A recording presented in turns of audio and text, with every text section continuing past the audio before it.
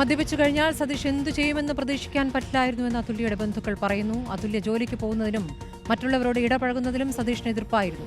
വിവാഹത്തിന് മുൻപ് തന്നെ സതീഷ് മാനസിക പീഡനം തുടങ്ങിയെന്ന് അതുല്യയുടെ സഹോദരി റിപ്പോർട്ടിനോട് പ്രതികരിച്ചു. അവൾ ആത്മഹത്യ ചെയ്യാനാണെങ്കിൽ ഇതിനു മുന്നേ ഒരുപാട് പ്രോബ്ലംസ് അവരുടെ ലൈഫിൽ ഉണ്ടായിട്ടുണ്ട്. അവൾ ബോൾഡാണ് കുറച്ച്. 19ാമത്തെ വയസ്സിലാണ് കല്യാണം നടത്തുന്നത്. അന്ന് തൊട്ട് ഓരോരോ ഇഷ്യൂസാണ്. സത്യത്തിൽ ആ കുഞ്ഞിന് സമാധാനം സത്യത്തിൽ കിട്ടിയിട്ടില്ല. വിവാഹം തീരുമാനിച്ചതു മുതൽ അതുല്യയും സതീഷും തമ്മിൽ പ്രശ്നങ്ങളാണെന്നാണ് സഹോദരി അഖില പറയുന്നത്. നിരന്തരം ഫോൺ ചെയ്യും. കിട്ടിയില്ലെങ്കിൽ പിന്നെയും പിന്നെയും വിളിച്ചുകൊണ്ടേയിരിക്കും.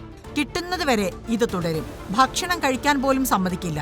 തുടക്കത്തിൽ ആരും അതത്ര കാര്യമാക്കിയില്ല. ആദ്യമൊക്കെ ഓവർ പൊസസീവ്നെസ് ആണെന്ന് കരുതി അവഗണിച്ചു.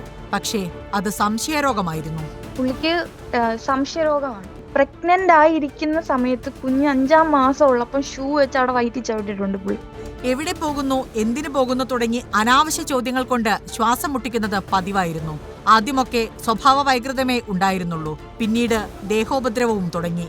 ഗർഭിണിയായിരുന്നപ്പോൾ അതുല്യയെ ക്രൂരമായി മർദ്ദിച്ചു. പലതവണ ബന്ധം ഉപേക്ഷിക്കുന്നതിനെ കുറിച്ച് ആലോചിച്ചു. അപ്പോഴൊക്കെ ഇയാൾ വന്ന് മാപ്പ് പറഞ്ഞ് കാലു പിടിച്ച് കൊണ്ടുപോകും. ചിലപ്പോഴെങ്കിലും ഇയാളുടെ പെരുമാറ്റത്തിൽ അസ്വാഭാവികത തോന്നിയിട്ടുണ്ടെന്നും സഹോദരി പറയുന്നു. ഡിവോഴ്സ് വേണം എന്ന് പറഞ്ഞ് നമ്മൾ കോടതിയിൽ കേസ് കൊടുത്തു. കൗൺസിലിംഗ് 2 സെക്ഷൻ കൗൺസിലിങ്ങിന്റെ ടൈമിൽ ഈ പുള്ളി ഇവിടുത്തെ സംസാരിച്ച് നമ്മളൊന്നും അറിയാതെ മതില് ചാടി വന്നിട്ട് അവളെ വേറെ എവിടെ ഫ്ലാറ്റ് എടുത്തിട്ടിട്ട്, വീട്ടിലോട്ടല്ല ഫ്ലാറ്റ് എടുത്തിട്ടിട്ട് കൊണ്ടുപോകാൻ ആയിട്ട് വന്നു. എന്നാൽ നേരത്തെ സതീഷ് ഇത്തരത്തിലുള്ള ആളായിരുന്നില്ല എന്നാണ് അമ്മ പറയുന്നത്. ചെറിയ ദേഷ്യമുണ്ടെങ്കിലും ഇപ്പോൾ കാണുന്നത് പോലെയല്ല. വർഷങ്ങളായി വീട്ടിലേക്ക് വരാറില്ലെന്നും അവർ പറഞ്ഞു. ഇപ്പം 4.5 വർഷമായി ഞാനും അവനുമായിട്ട് സംസാരിച്ചിട്ട് തന്നെ. എൻ്റെ മോനെ ഞാൻ ഈ രീതിയിൽ ഞാൻ കണ്ടിട്ടേ ഇല്ല. അവനിപ്പോൾ ഒരു പ്രാന്തനെ പോലാണ് കാണിക്കുന്നത്. മദ്യപിക്കാത്തപ്പോഴും മദ്യപിക്കുമ്പോഴും വ്യത്യസ്തങ്ങളായ സ്വഭാവമായിരുന്നു സതീഷിന്.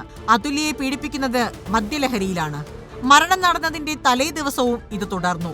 ശേഷം ഇയാൾ എവിടേക്ക് പോയി എന്നറിയില്ല.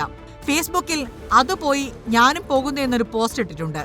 ഇതും സ്വബോധത്തിലാണോ എന്ന് സംശയിക്കേണ്ടതാണ്.